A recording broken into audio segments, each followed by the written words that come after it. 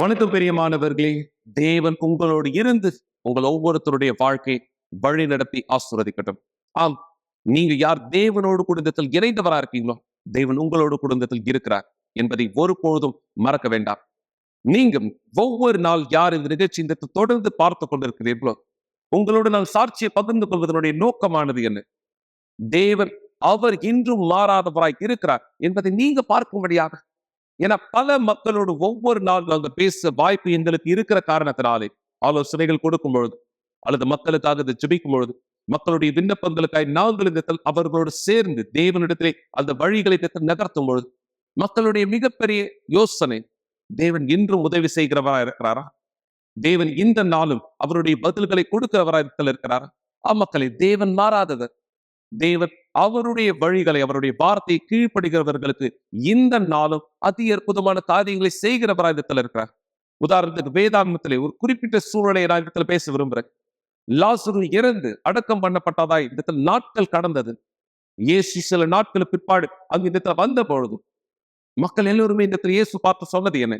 இயேசுவே, நீங்க இந்த இருந்திருந்தா லாசரு இறந்திருக்க மாட்டான். நீங்க இருந்திருந்தா லாசருக்கு இந்த குணமாக்கல் கொடுத்திருப்பீங்க. நீங்க இருந்திருந்தா லாசருக்கு இதை செய்திருப்பீங்க. ஆனா இயேசு சொன்ன வார்த்தையானது என்ன? இயேசு அப்படியா சொன்னார், நீ விசுவாசித்தால் தேவனுடைய மகிமையை காண்பாய் என்று நான் உனக்கு சொல்லவில்லையா? இந்த வார்த்தை வெறும் அந்த நேரம் மட்டும் பொருந்தக்கூடியதில்லை, இந்த நேரமும் பொருந்தக்கூடியது.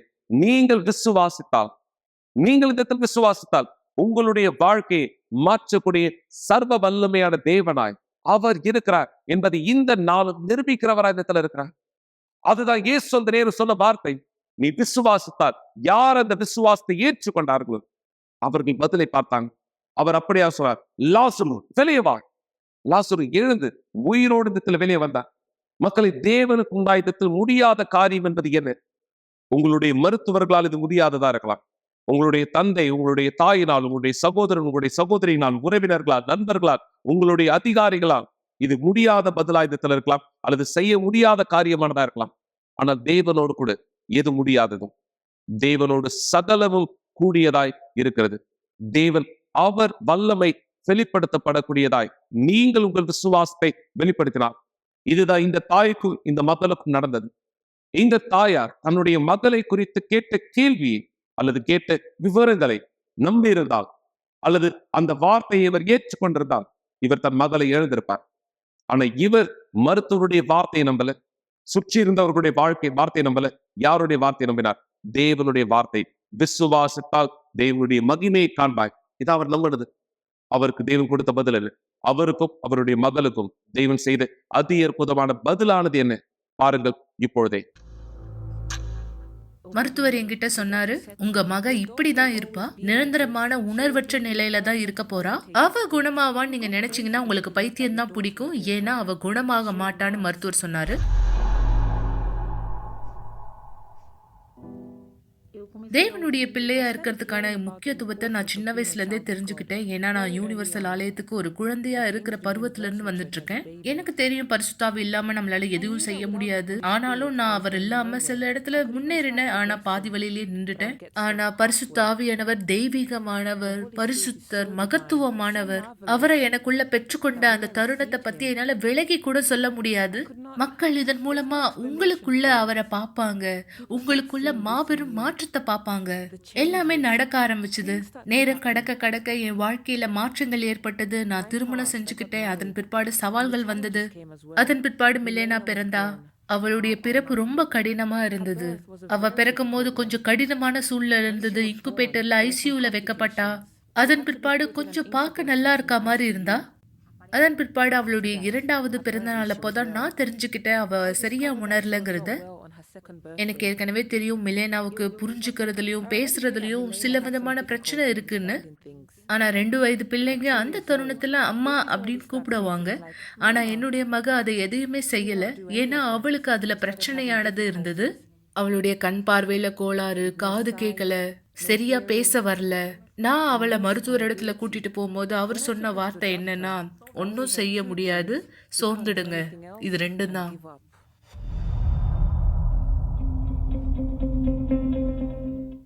என் மகளுக்கு சில டெஸ்ட் எல்லாம் எடுத்தோம். முதல் டெஸ்ட்ல காது நிரந்தரமா கேட்காதுன்னு சொல்லப்பட்டிருந்தது. இன்னொரு டெஸ்ட்ல அவளுக்கு கண்ணு நிரந்தரமா தெரியாதுன்னு சொல்லப்பட்டிருந்தது. 3வது டெஸ்ட்ல அவளால பேசுறதுக்கு வாய்ப்பே இல்லைன்னு சொல்லப்பட்டிருந்தது. அதன் பிற்பாடு நரம்பியல் மருத்துவர் பல சோதனைகளை செஞ்சாரு, பரிசோதனை செஞ்சாரு. எனக்கு ஒரு செய்தி வச்சிருந்தாரு. அவர் என்கிட்ட கேட்டாரு, அம்மா நம்ம பேசலாமான்னு சொன்னாரு. நானும் பேசலான்னு சொன்னேன். அதன் பிற்பாடு அவர் என்கிட்ட சொன்னது, அம்மா எனக்கு தெரியும் உங்க மக குணமாகணும்னு நீங்க நினைக்கிறீங்க. ஆனா துரதிருஷ்டவசமா அவளால குணமாக முடியாது. அவன் நிரந்தரமா உணர்வற்ற நிலையில தான் இருக்க போறான்னு சொன்னாரு. அவளால கேட்க முடியாது, பேச முடியாது, நடக்க கூட முடியாது. மேலும் அவளால எந்த விஷயத்தையுமே கத்துக்கவும் முடியாது. மேலும் பல மருத்துவர்கள் பல பேர் சொல்லியிருந்தாங்க, 10-15 வயசு வரைக்கும் தான் அவளால உயிர் கூட வாழ முடியும்னு. அந்த தருணத்துல எனக்குள்ள பல கேள்விகளும் உணர்ச்சிகளும் என்னுடைய சிந்தனையில ஓடிட்டு இருந்தது. நான் நினைச்சேன், தேவனே, என் தேவனே. மேலும் நான் கேட்டேன், ஏன் ஏன் என்னுடைய முதல் குழந்தைக்கு இப்படி நடந்துச்சு? இதெல்லாம் எனக்கு தான் நடந்திருக்கணும், அவளுக்கு கிடையாது. இருந்தாலும் நான் அந்த தருணத்துல தான் விசுவாசத்துல வளர்ந்தேன், இன்னும் பலன் அடைஞ்சேன். நான் இன்னும் விசுவாசத்துல வளர்ந்தேன். அதன் பிற்பாடு மருத்துவர், உங்க பொண்ணுக்கு காது கேட்கணும்னா ஒரு ஆபரேஷன் செய்யணும்னு சொன்னாரு. சரி, ஆபரேஷன் பண்ணலாம்னு நான் சொன்னேன். ஆனா பண்ணாலும் அதுக்கான பலன் கிடைக்குமான்னு தெரியும். சரி, 100% அவளுக்கு எவ்வளவு சதவீதம் வாய்ப்பு இருக்கு அவ பிழைக்கிறதுக்குன்னு கேட்டேன். டாக்டர் 5% கூட இல்லைன்னு சொன்னாரு. ஆபரேஷன் நடந்தது. ஆபரேஷன் பிற்பாடு டாக்டர் என்கிட்ட என்ன சொன்னாருன்னா, உங்க மகளுக்கு 5% வாய்ப்பு கூட கிடையாது, 1% வாய்ப்பு தான் இருக்கு. ஏன்னா அந்த ஆபரேஷன் உங்க மகளுக்கு பலன் அளிக்கலன்னு சொன்னாரு. நான் மரியாவோட இருந்து மெலினாவோட எல்லா கஷ்டத்தையுமே நான் பார்த்துட்டு இருந்தேன். அவங்களால நடக்க முடியாது, பேச முடியாது, பார்க்க முடியாது. ஆனா மரியா தொடர்ந்து விடாமுயற்சியோட இருந்தாங்க. அதாவது தன்னுடைய பெண் நடப்பா, அவ கேட்பா, அவ ஓடக்கூட செய்வான்னு அவங்க விடாமுயற்சியோட எல்லா குழந்தையும் மாதிரி என் குழந்தை இருப்பான்னு நினைச்சாங்க. நான் அவளை பார்க்கும்போது அவளுக்கு ஏதோ தேவைப்படுதுன்னு எனக்கு தெரியும். அது அப்படியே பார்க்க அவ என்கிட்ட பேசுற மாதிரியே இருக்கும். ஏதோ தண்ணி கொடுங்கன்னு கேட்குற மாதிரி இருக்கும். அம்மா என்கிட்ட பேசுங்கிற மாதிரி இருக்கும். அப்படிதான் நான் புரிஞ்சுக்கிட்டேன். ஆனா டாக்டர் சொல்லுவாங்க, உங்க அம்மாவுக்கு பைத்தியம் பிடிச்சிருக்கு, அவ பைத்தியக்காரின்னு சொல்லுவாங்க. அதனால டாக்டர் என்கிட்ட சொன்னாங்க, உங்க மக குணமாவாங்கன்னு நீங்க நினைச்சீங்கன்னா உங்களுக்கு பைத்தியமே பிடிச்சிடும்னு சொன்னாங்க. ஏன்னா அவ குணமாக மாட்டான்னு சொன்னாங்க. ஆனா நான் நம்பினேன், என் இருதயத்தின் அடி ஆழத்துல அவ குணமாவான்னு. மிலேனாவை நான் உதவியாளரா பார்த்தேன். மிலேனா சைக்கிள் ஓட்டுற மாதிரி பார்த்தேன். இன்னும் சொல்ல போனா நான் அவளுக்கு சைக்கிள் கூட வாங்கி கொடுத்துருக்கேன். எப்படி நடக்க முடியாத ஒரு குழந்தையால சைக்கிள் ஓட்ட முடியும்? இருந்தாலும் நான் அவளுக்கு சைக்கிள் வாங்கி கொடுத்துருக்கேன். அதன் பிற்பாடு ஒரு நாள் நான் சொன்னேன், இல்ல போதும், என்னால இதுக்கு மேல தாங்க முடியாது, இதுக்கு மேல என்னால சகிச்சுக்க முடியாது. நான் எப்போதும் சிறப்பு நிகழ்ச்சியில கலந்துப்பேன். அந்த சிறப்பு நிகழ்ச்சியிலும் நான் கலந்துக்கிட்டேன். நான் பதட்டம் அடைஞ்சேன். நான் பீடத்து மேலே ஏறி இறங்கும் போது பதட்டமான நான் நம்பினேன், என் மகன் நான் வீட்டுக்கு போகும்போது குணமா இருப்பா, அவ பேசுவா, அவ நல்லபடியா எல்லாவற்றையும் செய்யக்கூடியவளா இருப்பான்னு நான் நம்பி தான் போனேன். அவ்வளவுதான், அவ குணமா இருப்பான்னு நான் நம்பினேன். ஆனா அது அப்படி நடக்கல. அதனாலதான் நான் கடைசியா பண்ண இஸ்ரவேல் சிறப்பு நிகழ்ச்சியை ரொம்ப வித்தியாசமா பண்ணேன். அதனுடைய மூலதனமே என்னுடைய நம்பிக்கையா இருந்தது, முழுமையான நம்பிக்கையா இருந்தது. அந்த தருணத்துல நான் என்னோட முழுமையான நம்பிக்கையை கொடுத்தேன். என்னுடைய மகளின் மருத்துவ செலவுக்கு எதுவுமே இல்லாம இருக்கிறத குறித்து நான் யோசிச்சதே கிடையாது. ஏன்னா அது ரொம்ப விலை உயர்ந்தது, ரொம்ப செலவு ஜாஸ்தியானது.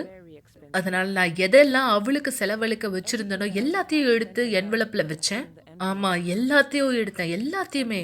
எதுக்குமே நான் காசு எடுத்து வைக்கல, எல்லாத்தையும் எடுத்துட்டு. இன்னும் சொல்ல போனா மருந்து தேவைப்பட்டதுன்னா அதை வாங்க கூட என்கிட்ட காசு கிடையாது. எந்த காசையும் எந்த பணத்தையுமே நான் எடுத்து வைக்கல. அதனால நான் அதை வாங்க வேண்டிய அவசியமும் இல்லைன்னு நான் நம்பினேன். நான் அங்க வச்ச பணத்தினால இல்ல, என்னுடைய முழுமையான நம்பிக்கை தான் முக்கியமா இருந்தது. அந்த நாள் நான் தீர்மானத்தை எடுத்தேன். என்னுடைய வாழ்க்கையின் மிகப்பெரிய தீர்மானம் அது.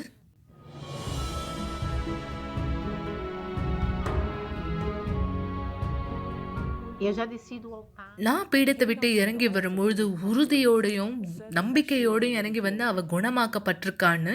Já estava curada. அவ பேசுறத நான் கேட்கல, அவ பழகுறத நான் பார்க்கல.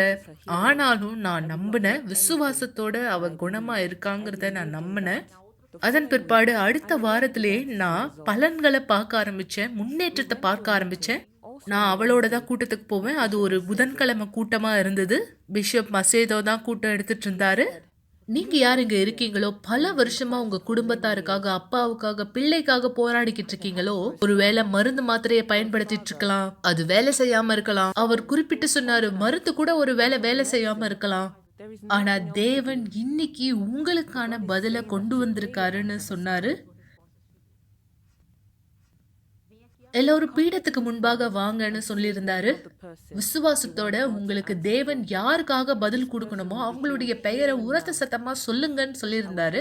அந்த நபர் இந்த தருணமே குணமாவாருன்னு சொல்லியிருந்தாரு. நான் இவளோட போயிருந்தேன். நாங்க 2 பேரும் முன்னாடி போயிருந்தோம். நான் ஒரு பைத்தியக்காரி போல மில்லேனான்னு கத்துனேன். அந்த தருணத்துல இருந்து நான் வித்தியாசத்தை பார்க்க ஆரம்பிச்சுட்டேன். அவருடைய சத்தத்தை நான் கேட்டேன். நான் உறுதியா இருந்தேன், நான் குணமாயிட்டேன்னு. முதல்ல கேட்ட குரல் பிஷப் மசீடோட குரல். உங்களுக்கு தகுதி இருக்கிறதா இல்லையா, அது ஒரு பிரச்சனை இல்லை. நீங்கள் விசுவாசிக்கிறீர்களா, இந்த வார்த்தையை பிரச்சனை இல்லை. நீங்கள் விடுதலையாக்கப்படுவீர்கள், நீங்கள் விடுதலையாக்கப்படுவீர்கள், நீங்கள் ஆசீர்வதிக்கப்படுவீர்கள், நீங்கள் சொஸ்தமாவீர்கள் இங்கே இப்பொழுதே. நான் கொஞ்சம் கொஞ்சமா துவங்கினேன். உண்மையில துவக்கத்துல நான் தவறா பேச தொடங்கினேன். நான் எங்க அம்மாவிடத்துல சொன்னேன், நான் முதல்ல கேட்டது அங்க அந்த மனுஷனுடைய குரல் தான். எனக்கு அவர் பேர் தெரியாது, அவர் யாருன்னு கூட எனக்கு தெரியாது. நான் சொன்னேன் அம்மா, ஆனா எனக்கு யாருடைய பேரும் தெரியாது. அம்மா கிட்ட கேட்டேன், அங்க நின்று போதிக்கிற மனுஷன் யார்? அவங்க சொன்னாங்க பிஷப் மசேடோ. நான் அவருடைய சத்தத்தை தான் கேட்டேன். அதை அவங்களால நம்ப முடியவே இல்லை.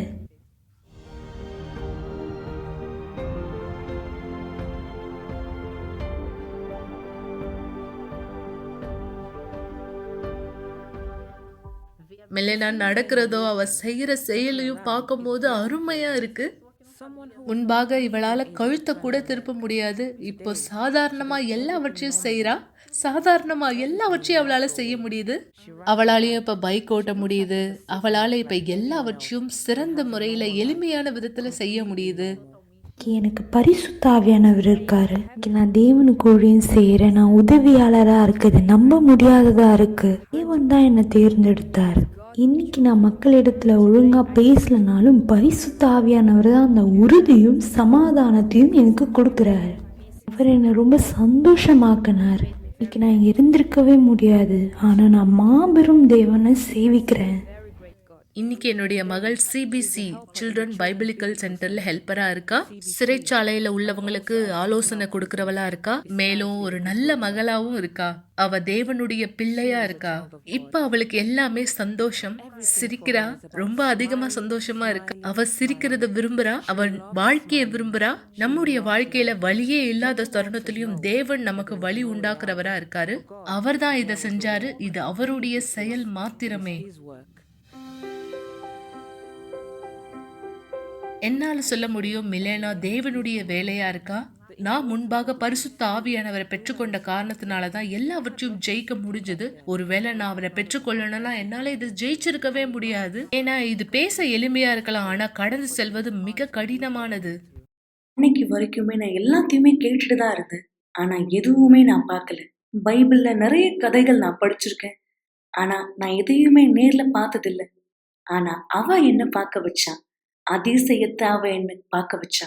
இன்னைக்கு மெலினா இங்க இருக்கா. இன்னைக்கு நான் எங்க அம்மாக்கு நன்றி சொல்றேன். நான் இங்க இருக்கேன், நான் தேவனுடைய மனுஷியா மாறப்பட்டிருக்கேன்.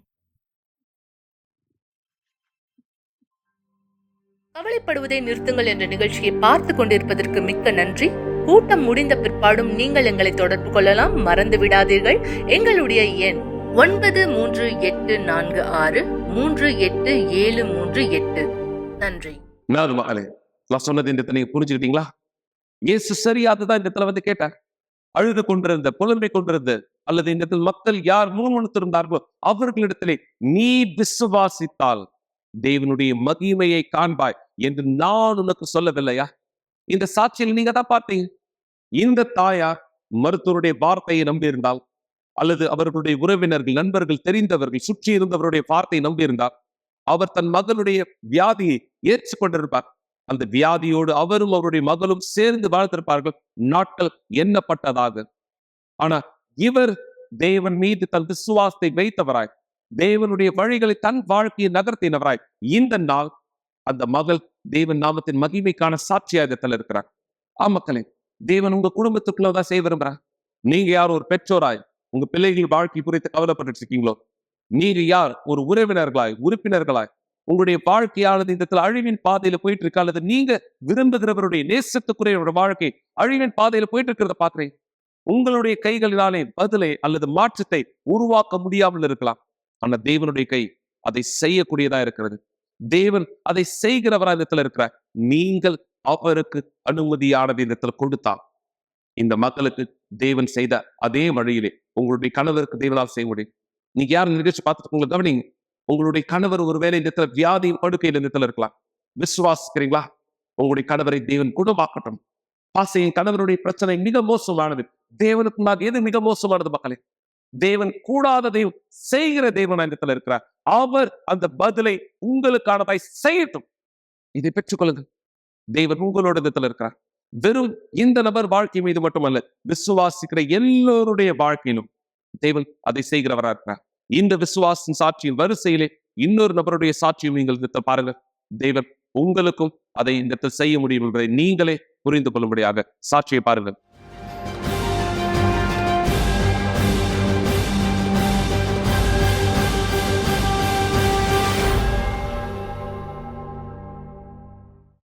வணக்கம், என் பேர் பாவற்றின் ரூபேனி. நான் 24 வருஷமா வியாதிப்பட்டு இருந்தேன். 7 வருஷமா படுத்த படுக்கையா இருந்தேன். நான் யூனிவர்சல் ஆலயத்துக்கு வரதுக்கு முன்னாடி என்னுடைய வாழ்க்கையும் எல்லா பகுதியும் முற்றிலுமா அழிக்கப்பட்டதா இருந்தது. மிக மோசமானது. நான் உடல்நிலை சரியில்லாம இருந்தது தான். என்னுடைய வியாதியானது என்னுடைய உடல்ல பருக்களானது இருந்தது. என்னுடைய வாய்ப்பகுதியில தொற்றானது இருந்தது. அதன் மூலமா என்னுடைய தலைப்பகுதியிலையும் அது பரவி இருந்தது. என்னுடைய முடியானது ரொம்ப அதிகமா கொட்ட ஆரம்பிச்சது. என்னுடைய உடல் வீங்க ஆரம்பிச்சது. வலி உருவாச்சு. நாளுக்கு நாள் மோசமாச்சு.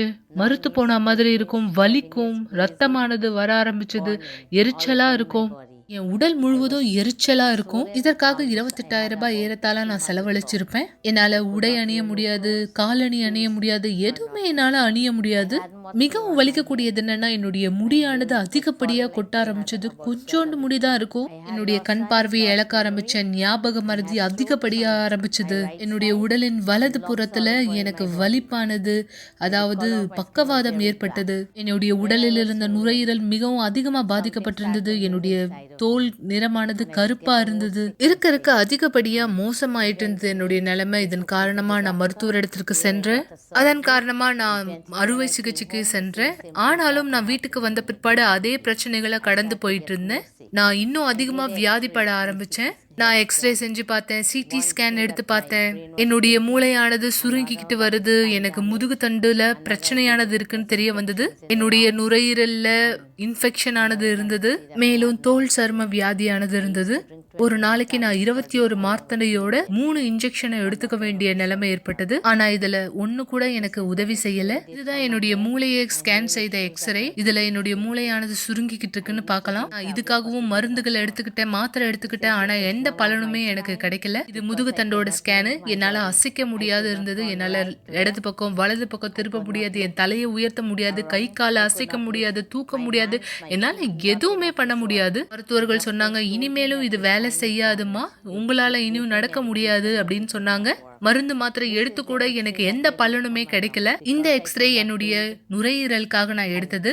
ஏன்னா என்னால சுவாசிக்க முடியாது. எனக்கு பிடிச்ச உணவுகளை என்னால சாப்பிட முடியாது. தண்ணி கூட என்னால முழுங்க முடியாது. என்னால இரவு நேரங்கள்ல பகல் நேரங்கள்ல தூங்க கூட முடியாது. ஒவ்வொரு நாளும் எனக்கு வலி மட்டும்தான் இருந்தது. நான் வெறும் சரீரபூர்வமான பிரச்சனையை மட்டும் சந்திக்கல, ஆவிக்குரிய ரீதியாவும் பிரச்சனைகளை சந்திச்சிட்டு இருந்தேன். ஏன்னா எனக்கு மன அழுத்தமானது இருந்தது, தற்கொலை எண்ணமானது இருந்தது. ஒவ்வொரு நாளும் இரவு நேரத்துல கெட்ட கனவுகள் வரும். நான் நிழல்களை பார்க்க ஆரம்பிச்சேன். எனக்கு சத்தங்கள், குரல்கள் கேட்க ஆரம்பிச்சது. ஏதோ ஆவிகள் என்னை பாக்குற மாதிரி நான் பார்த்தேன். செய்வினை எடுக்கிறவங்க கிட்ட போகிறதுக்காக நான் சூரியனாம், சர்ச் டவுன், வெஸ்ட் கோர்ஸ், ஆப்பிரிக்கா எல்லா இடத்துக்கும் போயிருக்கேன். நான் ஏறத்தாழ ஒரு 20 லட்சம் ரூபாய் செலவு பண்ணிருப்பேன். செய்வினை எடுக்கிறவங்க கிட்டயும் மருத்துவர்கிட்டயும். ஆனா என்னுடைய பிரச்சனைக்கு முடிவு கிடைக்கல. பிரச்சனை இன்னும் அதிகமா மோசமாச்சு. என்னுடைய தோழி ஒரு நாள் என்னை அழைச்சு யூனிவர்சல் ஆலயத்தை பத்தி சொன்னாங்க. அவங்க என்கிட்ட எல்லாவற்றையும் நீ முயற்சி செஞ்சு பார்த்திருக்க, இப்ப இந்த ஆலயத்தையும் முயற்சி செஞ்சு பாருன்னு சொன்னாங்க. நான் ஆலயத்துக்கு வர தீர்மானிச்சேன். நான் தங்கியிருக்க லாகுவான்ல இருந்து நான் படகு மூலமா தான் ஆலயத்துக்கு வர வேண்டியதா இருந்தது. ஆப்பிரிக்கா வந்த பிற்பாடு நான் டாக்ஸில தான் ஆலயத்துக்கு போனேன். நான் எப்போ ஆலயத்துக்கு வந்தேனோ அப்ப சொன்னேன், எல்லாமே போதும், இதுக்கு மேல எதுவும் கிடையாது, நான் இனிமேலும் திரும்பி போறது இல்லைன்னு சொன்னேன். எனக்கு இயேசுவை பத்தி எதுவுமே தெரியாது. நான் அன்னைக்கு இயேசுவை குறித்து கேள்விப்பட்ட போது நான் தீர்மானிச்சேன், நான் மரிச்சா இயேசுவோட தான் மறிக்கணும், ஆனா திரும்பி ஒருபோதும் போறது இல்லைன்னு தீர்மானிச்சிட்டேன். நான் தொடர்ந்து ஆலயத்துக்கு வரும்பொழுது என்னுடைய விடுதலையை பார்த்தேன். இனிமேலும் எனக்கு கெட்ட கனவு இல்லை. நான் முதல் நாளே இந்த கெட்ட கனவுல இருந்து விடுதலையை பெற்றேன். நான் தொடர்ந்து தொடர் சங்கிலி ஜெபம் செய்யற காரணத்தினால நான் மனம் மாறினேன். நான் தண்ணீர்ல ஞானஸ்தானம் எடுத்துக்கொண்டேன். அதுல இருந்து நான் எல்லாவற்றிலும் கீழ்ப்படிய ஆரம்பிச்சேன். இது வரைக்கும் நான் மருத்துவருக்கு நிறைய கீழ்ப்படிஞ்சிருக்கேன். இப்போ தேவனுடைய மனுஷன் சொல்ற எல்லா காரியத்துக்கும் நான் கீழ்ப்படிய ஆரம்பிச்சேன். நான் தொடர்ந்து தொடர் சங்கிலி ஜெபத்துல இணைஞ்சிருந்தேன். என் வாழ்க்கையில எல்லாமே படிப்படியா மாற ஆரம்பிச்சது. எனக்கு ஞாபகம் மறதியானது இருந்தது. ஏன்னா டாக்டர் சொல்லியிருந்த பிரகாரம் என்னுடைய மூளை சுருங்கிக்கிட்டு இருந்தது. நான் தொடர் சங்கிலி ஜெபம் செஞ்ச காரணத்தினால என்னுடைய ஞாபக சக்தி திரும்ப கிடைச்சது. என்னுடைய கண் பார்வை சரியானது.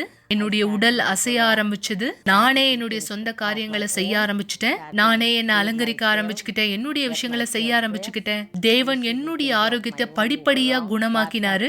இன்னைக்கு நான் முற்றிலுமா விடுதலையாக்கப்பட்டிருக்கேன், குணமாக்கப்பட்டிருக்கேன். சரீரபூர்வா மட்டும் இல்ல, ஆவிக்குரிய ரீதியாகவும். ஏன்னா நான் தேவனுடைய பிரசனத்துல இருக்கிறேன். அவருடைய ஆவியை அனுதினமும் தேடிக்கொண்டிருக்கேன். என்னுடைய ஆரோக்கியத்தையும் என்னுடைய வாழ்க்கையின் எல்லா பகுதியும் திருப்பி கொடுத்த தேவனுக்கு நான் நன்றி சொல்றேன். இன்னைக்கு எனக்குள்ளாக சமாதானம் இருக்கு. இந்த இடத்துல தேவனுடைய மனுஷங்க உங்களுக்கு விசுவாசத்தை கற்றுக் கொடுப்பாங்க. விசுவாசம் உங்க இருதயத்தோட ஒற்று போனதா இருக்கு. இதுவே தேவனை நம்மளோட இணைக்க உதவி செய்யும்.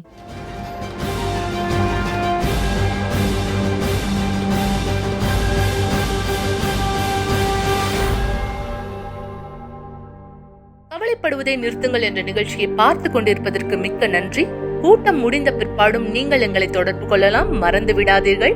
எங்களுடைய எண் 9346387338. நன்றி. நல்லது மக்களே. தேவன் அவர் சொல்ல வார்த்தை போல இருவர் ஒருமனப்பட்டு எந்த காரியத்தை குறித்து கேட்டால் பரலோகத்தில் இருக்கிற என் பிதாவினால் அது செய்யப்படும். இது நிஜமாகட்டும்.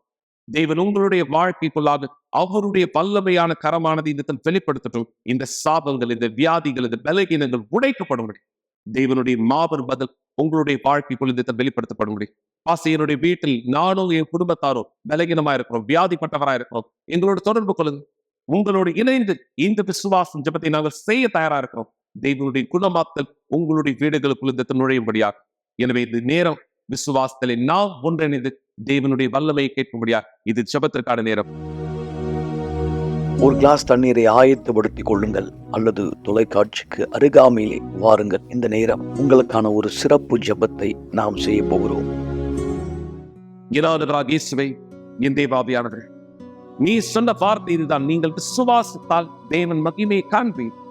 தேவனை இந்த நேரம் நான் இந்த விசுவாசத்தை ஏற்றுக்கொள்கிறேன். யாரெல்லாம் என்னோடு ஏற்றுக்கொள்ள தயாரா இருக்கிறார்களோ அவர்களோடு சேர்ந்து கூட எல்லா வியாதிகளை, எல்லா பலகீனங்களை, எல்லா சாபங்களை உம்முடைய நாமத்தினாலே சபிக்கிறேன். தேவனே, இந்த வியாதி இனியும் இவர்களை ஜெயிப்பதில்லை. இந்த பலகீனங்கள் இனியும் இவரை ஜெயிப்பதில்லை. இந்த அசுத்தத்தினுடைய வேலை நிறுத்தப்படட்டும்.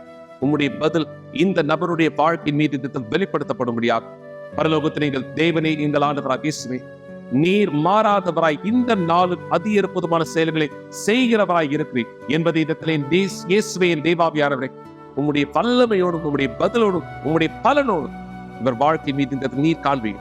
இந்த நபரையும் இந்த நபருடைய வாழ்க்கையும் ஆசீர்வதிக்கிறேன். உம்முடைய சர்வ வல்லமையான கைகளில் இவர் வாழ்க்கையானதை ஒப்படைக்கிறேன். எங்கள் இயேசுவே, எங்கள் தேவாவியானவரே, உம்முடைய திட்டம் இவர் வாழ்க்கையின் மீது இந்த நிச்சயமாக்கப்படட்டும். உம்முடைய வல்லமை இவர் வாழ்க்கையின் மீது இந்த வெளிப்படுத்தப்படட்டும். இவரையும் இவருடைய வாழ்க்கையும் உம்முடைய கைகளில் ஒப்படைக்கிறேன். விடுதலையும் குணமாக்கலும் ஆசீர்வாதத்தையும் பார்க்கட்டும். இயேசு கிறிஸ்துவின் பெயரால் தேவன் உங்களை, உங்கள் வாழ்க்கையை ஆசீர்வதிக்கட்டும். நாளை காலை 9:30 மணி கூட்டத்திலே விசுவாசத்தில் எங்களுடைய இணையை உங்களை தயார்படுத்துங்க மக்களே. நாளை குறிப்பாய் தேவனுடைய மாபெரும் வல்லமை உங்கள் ஒவ்வொருத்தருடைய வாழ்க்கை மீது வெளிப்படுத்தப்படும் முடியாது. இஸ்ரவேல் சிறப்பு நிகழ்ச்சி குறித்து ஆலயத்தில் இன்னும் விளக்கமாய் நாங்கள் இதில் பேச இருக்கிறோம். நானும் அந்த நிகழ்ச்சியில கலந்து கொள்ள விரும்புகிறேன். எனக்கும் இந்த வாய்ப்பானது கிடைக்குமா? நிச்சயம் தேவன் எல்லோருக்குமாய் கரங்களை நீட்டினவராய் இருக்கிறார். நீங்கள் ஆலயத்திற்கு வரும்பொழுது இன்னும் விவரங்களை தெரிந்து கொள்வீர்கள். தேவன் உங்கள் வாழ்க்கையை வழி நடத்தி ஆசீர்வதிக்கட்டும். ஆம், உங்களுடைய ஆத்துமா விலை மதிப்பில்லாதது. உங்கள் ஆத்துமா பத்திரமா பார்த்துங்க. தேவனுடைய வார்த்தையிலே உங்களுடைய வாழ்க்கைக்கு நீங்கள் இந்த விதைக்கிற விதை எவ்வளவு முக்கியம் என்பதை புரிந்து கொள்ளும்படியாக தேவன் உங்களோடு இருக்கட்டும். உங்கள் வாழ்க்கையை வழி நடத்தட்டும். இயேசு கிறிஸ்துவின் பெயராலே ஆமென்.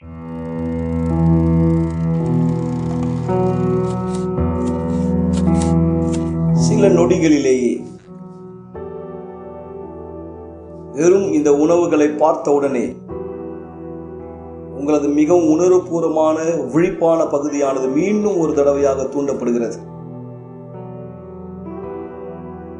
உங்களது விருப்பம் நாம் அப்படிதான். மனுஷனின் உலகத்திலே காலடி பதித்த முதல் நாள் துவங்கி எண்ணிக்கையில் அடங்காத நம் விருப்பங்களை நிறைவேற்றிக் கொள்ளக்கூடிய அந்த இச்சையின் ஆசை மட்டுமே இருந்தது. நம்முடைய ஆசைகள் எப்போதுமே நம் நன்மைக்காக செயல்படுவதில்லை. அநேக நேரங்களில் நம் ஆசைகள் நம்முடைய விருப்பத்துக்கு உணவூட்டுவதே தவிர நம்முடைய உடலுக்கு அது ஆரோக்கியமானதாக இருப்பது இல்லை. ஆரோக்கியமான உணவுகள் நமக்கு தேவையான ஊட்டச்சத்துக்களை கொடுக்கின்றன. அதனால் நம் சரீரம் முழுவதும் நன்றாக இயங்க முடியும்.